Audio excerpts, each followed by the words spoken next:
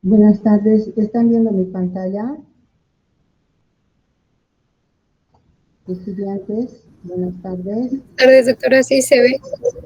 Ya, entonces vamos a empezar rápidamente. Hoy día vamos a ver borrelias y leptospiras, ¿no? La clase de la anterior semana estábamos viendo el género treponema. Estas tres especies o tres géneros, treponema, borrelias y leptospiras, pertenecen a la familia Espiroquetales y la característica es de que cada uno de ellos produce pues diferentes patologías. Habíamos visto treponema como responsable de la sífilis, la treponema pallidum, subespecie pallidum, y las otras especies pues están relacionadas con lo que se conoce como treponematosis, o sea, treponema pallidum, subespecie pallidum, se caracteriza por ser una enfermedad de transmisión sexual. En cambio, las otras, treponema pertenue, Begel y la otra género, treponema carateum, se caracterizan porque se transmiten por contacto cercano, digamos, no necesariamente tiene que ser una relación sexual. Más que todo está relacionado con mala higiene, ¿no? Con mala higiene. Y ahora vamos a ver este género borrelia y este género leptospira.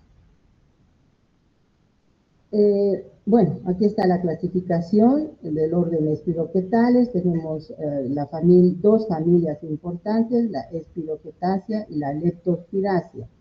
O sea, Leptospira no está dentro de los de la familia Espiroquetácea, pero sí dentro del orden de los Espiroquetales, porque también como ellas tienen esa característica de tener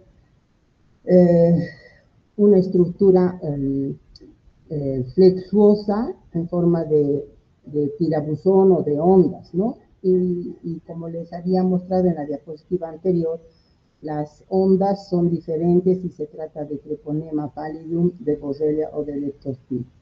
Dentro de la familia Espiroquetácea tenemos al género borrelia y al género treponema. Ellos son de la misma familia. El género borrelia, a su vez, tiene varias especies, pero se las ha dividido por los síndromes que producen. En borrelia burgdorferi, que es la que produce la enfermedad de Lyme, la borrelia recurrentis, que es la que produce la fiebre recurrente, pero de tipo epidémico, y varias otras borrelias distribuidas ampliamente en el mundo entero, transmitidas también por un vector que son las garrapatas, que tienen la característica de tener nichos ecológicos diferentes. Y a cada una de estas garrapatas se les ha dado un nombre, y el nombre de la garrapata se le ha dado también a la borrelia, que la pueden portar, ¿no? Y son responsables de lo que se conoce con el nombre de fiebre recurrente endémica. Vamos a empezar por el género borrelias. Hemos dicho entonces tres enfermedades o tres patologías muy diferentes unas de las otras, que son la enfermedad de Lyme, la fiebre recurrente epidémica, la fiebre recurrente endémica. La fiebre o la enfermedad de Lyme se caracteriza porque es producida por varias especies de borrelias, pero la que más se le estudia es a la borrelia burgdorferi, que es, digamos, la prevalente en Estados Unidos y en muchos otros países de Europa también. En Europa tenemos otras borrelias que son más frecuentes y que no se ve con menos frecuencia o casi no se ven en el continente americano. ¿Qué caracteriza a esta enfermedad de Lyme y a esta borrelia? Que producen lesiones tanto en animales como el huésped accidental en el humano, que se caracterizan por lesiones eritematosas, ese es el nombre, lesiones eritematosas, como estamos viendo aquí en la orejita del venado, que son los reservorios. En realidad el reservorio principal son los roedores, y secundarios, digamos, serían los ciervos, los venados. Y la enfermedad, o sea, no la enfermedad, sino el agente etiológico se transmite a través de la picadura de estos artrópodos que son garrapatas que pertenecen, garrapatas duras, de cuerpo duro, que pertenecen al grupo de los ixodes, ¿no? Hay diferentes tipos de ixodes, como les decía, y generalmente el escapularis es el que produce o el que transmite a la Borrelia burgdorferi, responsable de la enfermedad de Lyme. La fiebre recurrente epidémica tiene la característica de ser transmitida a través de la picadura, no picadura, más que de picadura, es por las deposiciones o el aplastamiento, porque pica, produce prurito y uno lo puede aplastar, a los piojos, ya sea pediculus corporis, incluso dicen que también el pediculus capitis puede transmitir a la Borrelia recurrentis. Este es el agente etiológico de la fiebre recurrente epidémica. Y se caracteriza ¿por qué? Se caracteriza porque los hombres enfermos, o sea, los hombres que llevan a la Borrelia, son los reservorios de esta bacteria, de la Borrelia recurrentis, y se la transmite al hombre sano siempre a través de la picadura del piojo, ¿no? Del piojo. Entonces esta no la vamos a considerar zoonosis, en cambio a la enfermedad de Lyme sí es una zoonosis, ¿sí? Lo mismo que la fiebre recurrente endémica, la endémica, es decir, esta se caracteriza porque está presente en ciertas regiones, sobre todo relacionados con ambientes muy húmedos, boscosos, ¿no? Donde habitan una gran variedad de animales, los mismos que pueden ser parasitados por estos artrópodos que son las garrapatas, pero son garrapatas blandas, y se conocen a este género de garrapatas blandas del género Ornithodoros, ¿no? Ornithodoros. Les decía que existen muchas variedades de estas garrapatas y cada una de ellas puede albergar a borrelias que se conocen con el nombre de la misma garrapata. O sea, la garrapata Ornithodoros Venezuela va a portar a la Borrelia venezuelensis, la Gentil, Rudis, etcétera. Hay muchísimas, hay unas 24 variedades que tienen como característica, les decía, tener como reservorios una gran variedad de animales del bosque, desde pájaros, roedores, murciélagos, y estos son los reservorios, y el hombre viene a ser un huésped accidental, lógicamente cuando es picado por este tipo de garrapatas, ¿no? Bueno, seguimos, vamos a ver. Entonces, tenemos la fiebre recurrente epidémica y la fiebre recurrente endémica. Estas son las características diferenciales entre ambas. El vector en la epidémica es el piojo. El agente etiológico se llama Borrelia recurrente. El reservorio es el humano y generalmente entra a través de la picadura o el aplastamiento del piojo en el sitio donde está picando. Se caracteriza esta patología porque es muy frecuente, sobre todo en periodos de guerra, donde hay mucho hacinamiento, y está relacionado con con la pobreza también, ¿no? Gente que porque es pobre no tiene agua, no se baña frecuentemente, y entonces ellos son pues los reservorios de esta borrega. Se ve cada vez menos, ¿no?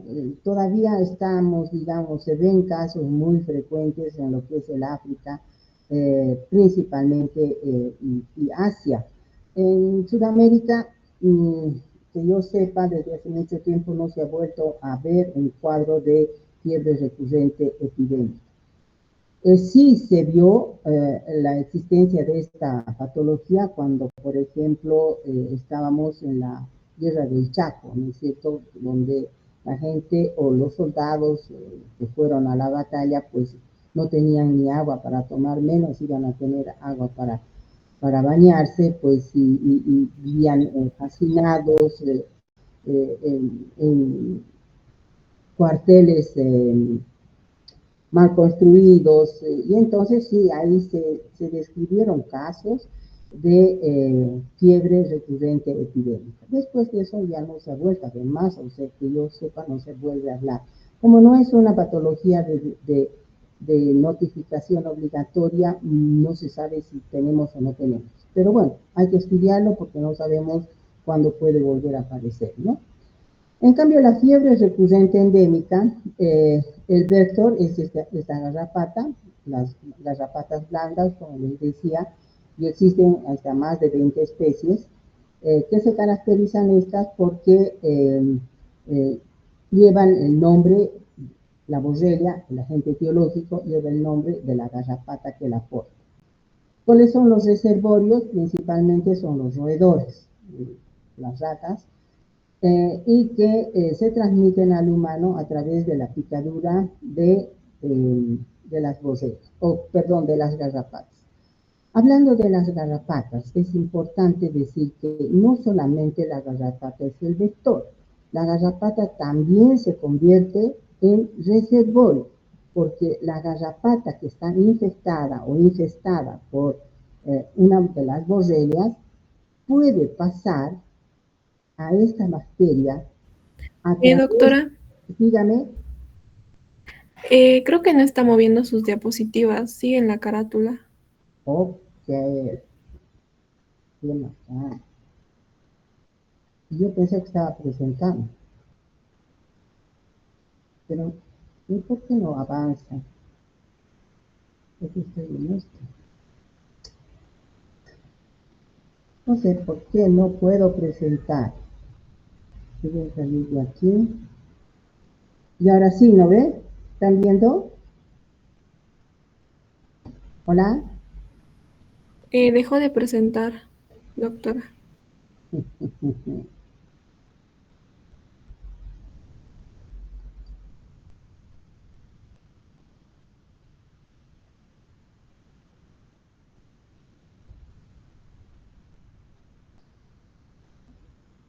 Ay, caramba.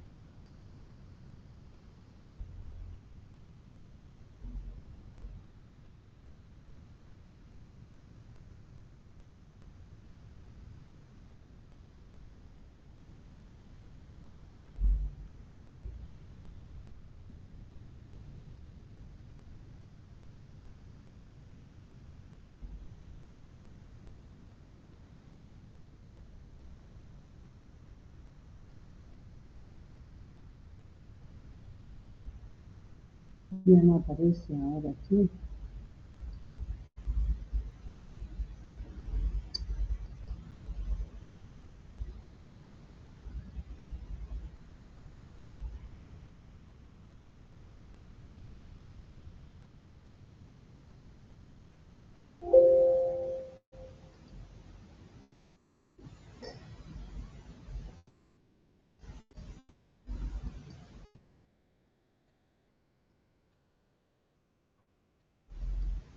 No, a ver, esa era la presentación. Tener dos pantallas es una mecánica.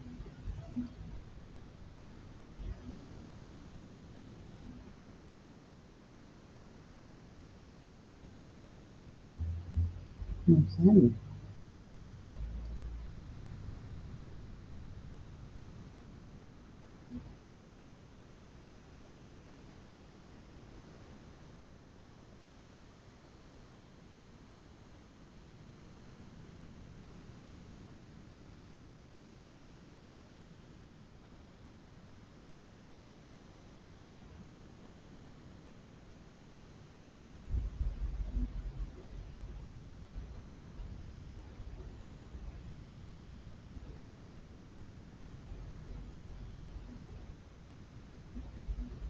mostrar en mi pantalla, pero no sale esto.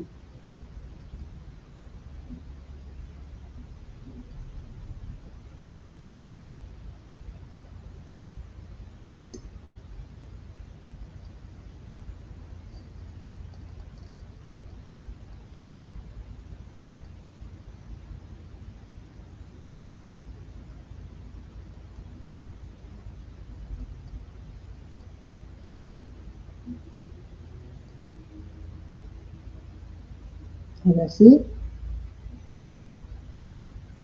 Sí, doctora, ya se ve. pero no puedo agrandarlo más. Bueno, esa es la clasificación que les hablaba. Ya no puede pasar.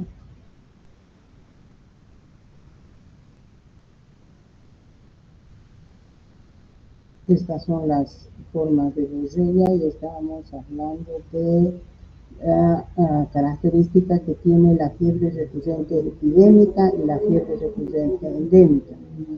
Y hablábamos de que las garrapatas, si bien son vectores, cuando están infectadas se transforman también en reservorios, porque ellas son capaces de transmitir por vía de los ovarios a los huevos y posteriormente las ninfas y las formas adultas la borrelia que porta normalmente esta garrapata. Entonces, la garrapata no solamente es vector, sino también viene a ser reservorio. Pero si no estuviese infectada, se infecta lógicamente picando a los roedores, a los ratoncitos principalmente, que son los reservorios de las diferentes especies de borrelia. Estas generalmente las vamos a encontrar también así en lugares boscosos, donde habitan principalmente este tipo de roedores. Bueno, no sé por qué me venía acá, pero bueno. La borrelia epidémica y la borrelia endémica, las dos formas, se caracterizan porque tienen cuadros febriles recurrentes, de ahí su nombre de borrelias recurrentes. ¿Qué quiere decir? Que cuando el humano es picado ya sea por el piojo, por la garrapata, va a través de la picadura o del orificio de la picadura por aplastamiento del piojo, van a entrar las borrelias, los agentes etiológicos, van a invadir el torrente sanguíneo. Y cuando invaden la sangre producen una bacteremia. Las borrelias se encuentran circulando en la sangre y empieza a producir síntomas. Y los síntomas se caracterizan justamente por eso, ¿no? Por fiebre, por eso se llama fiebre recurrente. La fiebre que se expresa después de un periodo de incubación de más o menos de 3 días a un mes, así largo, dependiendo de la cantidad de bacterias que hubiesen ingresado, la fiebre se acompaña de malestar general y generalmente de mialgias, o sea, dolores musculares, dolores articulares, a veces hay cefaleas, y este cuadro puede durar 4 semanas y se resuelve sin ningún tratamiento, o sea, la fiebre se corta. Pero después de un periodo de más o menos de 3 a 7 días, después de una semana, digamos, vuelve a aparecer un proceso febril y nuevamente con la misma sintomatología. Sobre todo en las formas epidémicas, se pueden tener estos ciclos de aparición o de recurrencia de las fiebres en varias oportunidades. ¿Y a qué se debe esto? Se debe a que no hemos estudiado factores de virulencia. En realidad estas bacterias no secretan toxinas, no secretan enzimas.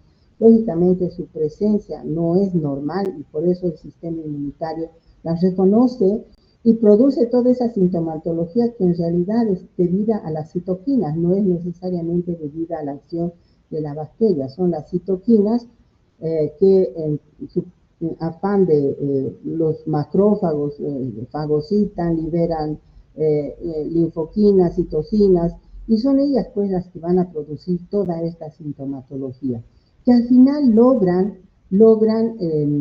ayudados por el complemento, disminuir la población de estas bacterias. Sin embargo, estas bacterias se caracterizan ¿por qué?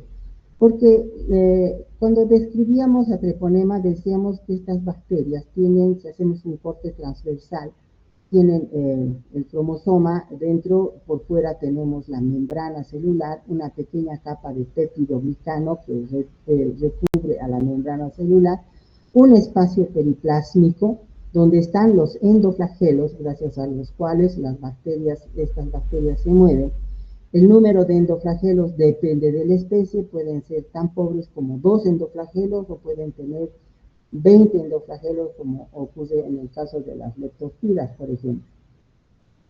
Y por fuera tenemos una membrana externa. En esa membrana externa existen proteínas de membrana externa que lógicamente cumplen funciones de poros para nutrirse ellas, y en ciertas circunstancias también pues son proteínas de adhesión. La característica de las borrelias recurrentes, tanto epidémica como endémica, es de que además de su cromosoma, que si bien es único, ellos portan numerosos plásmidos. Y su cromosoma es tan particular que también codifica tiene una serie de genes que codifican por proteínas, por lipoproteínas de membrana externa, que no se expresan todas al mismo tiempo. Dependerá de las condiciones nutricionales, del ambiente en el que se encuentran para que se exprese una u otra. Y a veces en esos plásmidos, o sea, material genético extracromosómico, hay también genes que codifican por otro tipo de lipoproteínas, de tal manera que estas bacterias, en algún momento de su ciclo replicativo, pueden ellas haber un entrecruzamiento o una integración del plásmido al cromosoma y la expresión de otra lipoproteína de membrana. Y entonces estas expresiones de las lipoproteínas, que vendrían a ser las antigénicas, hacen que las bacterias cambien constantemente su antigenicidad, de tal manera que va a explicar la recurrencia de la fiebre el hecho de que estas proteínas antigénicas se vayan apagando y expresando nuevas proteínas. Es como si hubiera una nueva infección por otro tipo de bacteria, al cual el sistema inmunitario no lo conoce, y entonces tiene que volver a fagocitar y producir todo lo que hemos visto en la lucha contra los agresores, produciendo citoquinas, etcétera, y repitiendo nuevamente el cuadro clínico.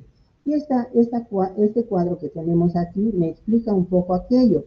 Es decir, cuando la borrelia ingresa por la picadura, ya sea de la garrapata o ya sea del piojo, pues entra a la circulación sanguínea, empieza el proceso de defensa contra estas borrelias a través del sistema inmunitario, macrófagos, linfocitos, etcétera. Se forman anticuerpos y esos anticuerpos van a ir a neutralizar esas proteínas de membrana externa.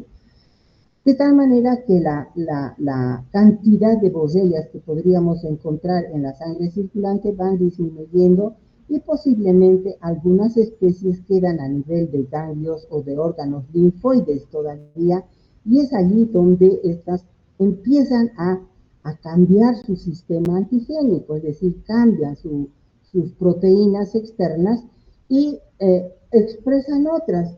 Y entonces los anticuerpos que se formaron contra las primeras ya no las neutralizan, y entonces ellas aprovechan para volver a replicarse y volver a producir un cuadro febril, ¿no? Esta es la recurrencia del cuadro febril.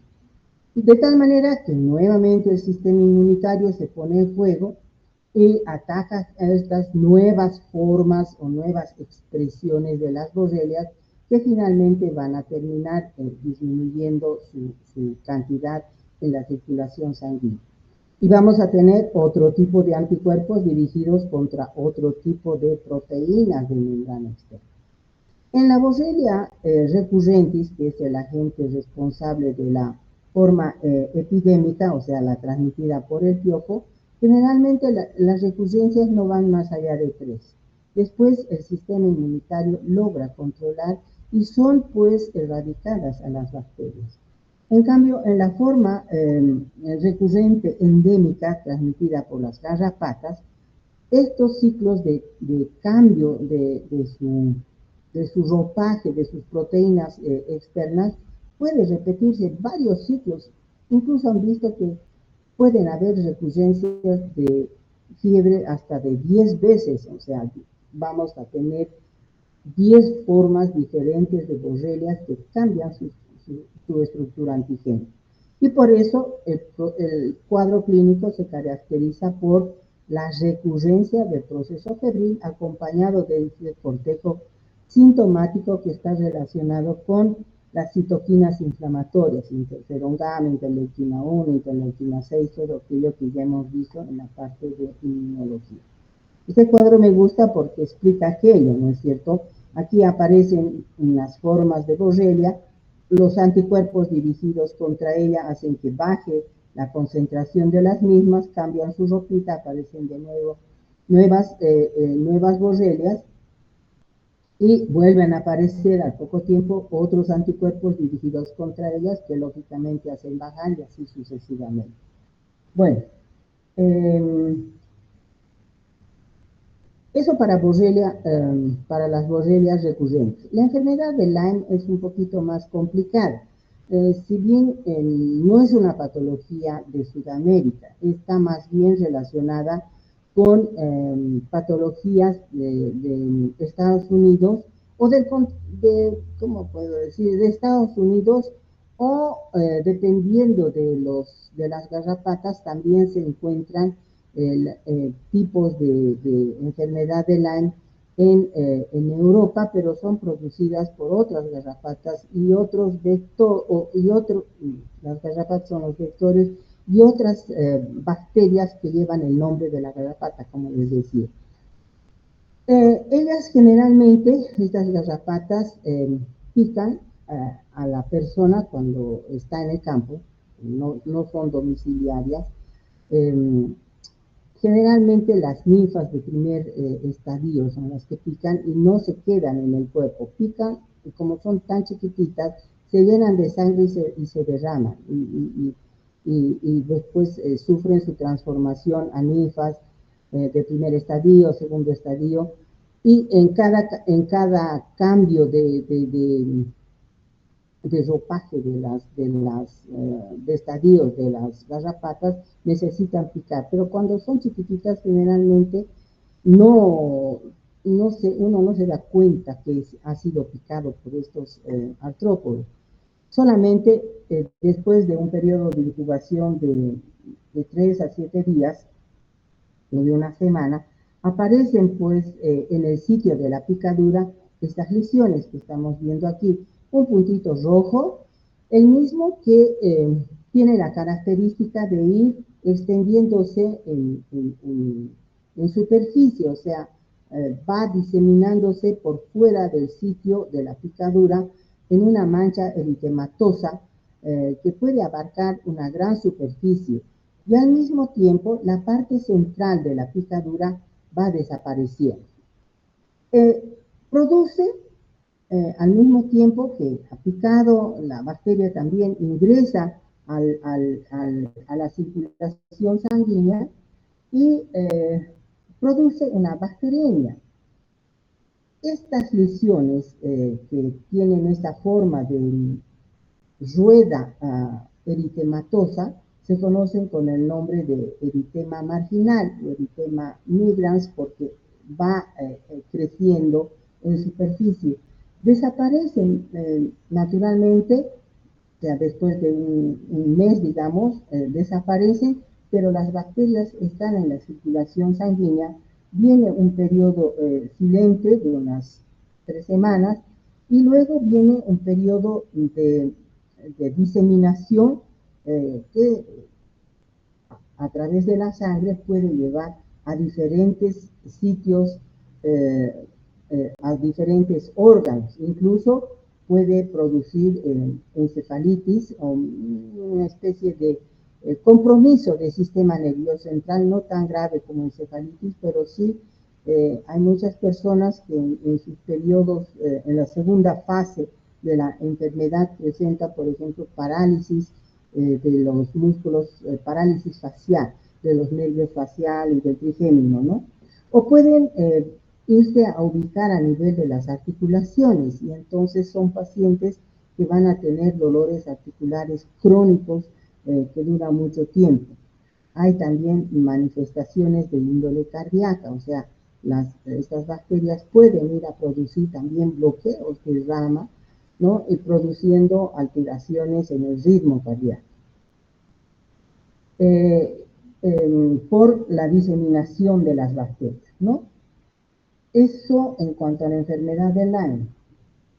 Bueno, ¿qué hacemos para el diagnóstico de estas dos patologías, o sea, de las borreliosis, digamos? El diagnóstico es bien difícil. En el caso de la Borrelia recurrentis y de la Borrelia, o sea, de la forma epidémica y de la forma endémica, el diagnóstico no se cultiva. Primero, esas bacterias no se las puede cultivar. Hacer biología molecular es muy poco sensible. Hacer serología, peor aún, porque si tenemos una variación antigénica, tenemos anticuerpos que no pueden reconocer al antígeno que estamos estudiando en la serología. Entonces, es el antecedente de la picadura, el antecedente del sitio donde vive la persona, y tal vez en el periodo febril sí se puede hacer un frotis de sangre, un frotis, un extendido, y en el extendido, ¿qué es lo que vamos a ver?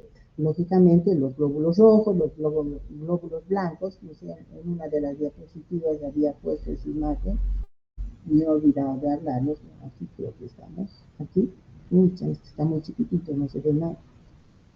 Bueno, dentro de los elementos formes vamos a ver estas formas características de las borrelias que se caracterizan por tener estas ondulaciones muy separadas unas de las otras. No se tiñe, ninguna de estas se tiñe con la tinción de grano, ninguna. Todas necesariamente tenemos que utilizar, en el caso de treponemas, fluorescencia, o podemos utilizar sales de plata, como les había explicado cuando hablábamos de sífilis. En cambio, la borrelia y la leptospira sí se las puede teñir utilizando las tinciones de universal, por ejemplo, un Mike Grunwald o un Giemsa. Con Giemsa sí se tiñen, y por eso que en los frotis que utilizamos para el diagnóstico de estas patologías, pues las vamos a ver entre las células de la sangre, unas formas flexuosas teñidas de color violeta que corresponden a las borrelias. Después, a ver, ¿qué otra forma de diagnóstico? El laboratorio casi no ayuda mucho si no es en la tinción con los colorantes Giemsa o RAI. El tratamiento para estas patologías generalmente está en base a la administración de amoxicilina, o sea, penicilina, o amoxicilina, derivado de la penicilina, tetraciclina o doxiciclina, la doxiciclina, derivado de la tetraciclina, y también se puede dar cefalosporinas de tercera generación, principalmente la cefuroxina. Y me voy rápidamente a leptospiras. Las leptospiras, he puesto en esta imagen, son bacterias que se caracterizan por tener estas formas espiraladas muy seguiditas, muy muy regulares, muy cortitas, y en sus extremos tienen ya sea dos formas, una puntiaguda o una en forma de gancho. Y entonces tenemos dos especies, la interrogans y la biflexa. La biflexa normalmente es saprófita, en cambio la interrogans es patógena. Y es una zoonosis porque es una bacteria que normalmente infecta a los roedores, a los animales salvajes, y los roedores eliminan a las bacterias a través de la orina, contaminando charcos y arroyos de agua, donde el humano puede sumergirse y las borrelias que están contaminando esos arroyos, aguas detenidas generalmente, pueden ingresar a través de pequeñas abrasiones que hay en la piel o a través de las mucosas, ¿no? De la conjuntiva ocular, por ejemplo. Y esa es la imagen que han querido representar aquí. Pues ahí está un ratoncito que está botando a las borrelias a través de la orina, y el humano, a través de las lesiones que puede tener en la piel, pues van a ingresar y van a producir la leptospirosis. ¿Qué es la leptospirosis? La leptospirosis, pues, es una patología que se caracteriza también por un proceso febril, aunque existen formas bien variadas en cuanto se refiere a su expresión clínica. Van desde formas asintomáticas hasta formas gravísimas que pueden llevar a la muerte de las personas. Pero de todas maneras, la característica es la fiebre, ¿no? Porque es una partícula extraña que ha sido reconocida por el sistema inmunitario, fagocitada, y todas esas citoquinas son las que van a ser responsables del proceso febril. Les decía que son bacterias que normalmente los vamos a encontrar en diferentes tipos de animales, generalmente roedores, y los otros animales, llámese por ejemplo de cría, como ser el ganado vacuno, el ganado porcino, o animales domésticos, llámese perritos o gatitos que van a tomar agua de esos charcos, etcétera, se pueden contaminar porque las borrelias entran muy bien por las mucosas, ¿no? Y entonces estos animalitos de cría pues se vuelven también en reservorios, ¿no? En reservorios. Bueno,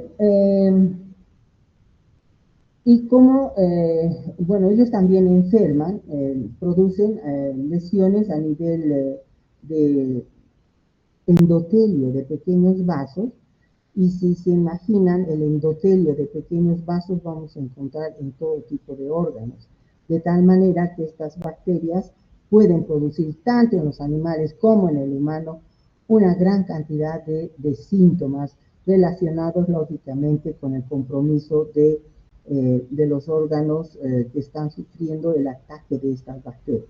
¿Qué quiere decir?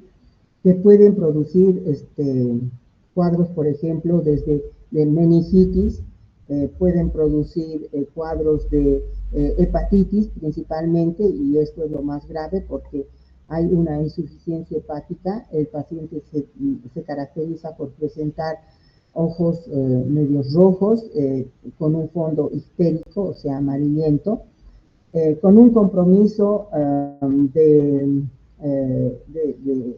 riñones, un compromiso de una insuficiencia renal, una insuficiencia hepática, y esta es la forma grave de la leptospirosis que lleva a la muerte de las personas. Este es lo que se conoce con el nombre de la enfermedad de Bale, la enfermedad de Bale, que es la forma más grave de la leptospirosis. Nosotros la tenemos, es muy frecuente en climas tropicales, donde hay mucha lluvia y hay arroyos que se forman, y pues tenemos a los roedores que son los reservorios, ¿no? Y nuestros animales. Hay vacunas, pero para uso animal, no hay vacunas para humanos, ¿no? Ustedes han debido ver que a los perritos, por ejemplo, a nuestras mascotas, a veces las vacunan contra la leptospirosis, ¿no?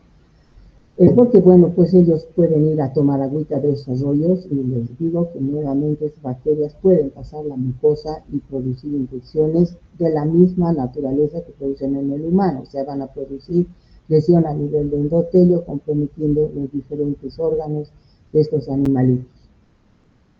El diagnóstico generalmente se hace a través de serología. Esta sí se puede hacer porque ellas no cambian de ropita, son antigénicamente estables y entonces las personas que tuvieran antecedentes de estar o venir del trópico y procesos febriles con una característica muy particular es la presencia del ojo rojo, o sea, hemorragias subconjuntivales o conjuntivales, mejor dicho, estados anémicos, eh, con lesiones a nivel de riñón, de hígado, insuficiencia hepática, insuficiencia renal, puede producir también problemas a nivel respiratorio, insuficiencia respiratoria.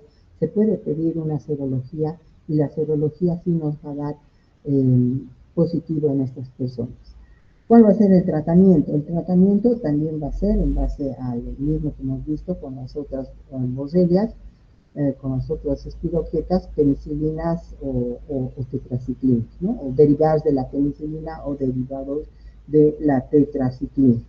Bueno, eso vamos a hacer en cuanto a borrelias y leptospiras. Son patologías, digamos, un poco raras, pero hay que estudiarlas, sobre todo la leptospirosis, porque es una patología nuestra. Las borrelias, pues, son frecuentes en otros continentes, tal vez nosotros no tenemos mucho, pero debemos conocerlas ya que estamos estudiando a los espiroquetales. Con esto me voy a quedar aquí, no sé si tienen alguna preguntita.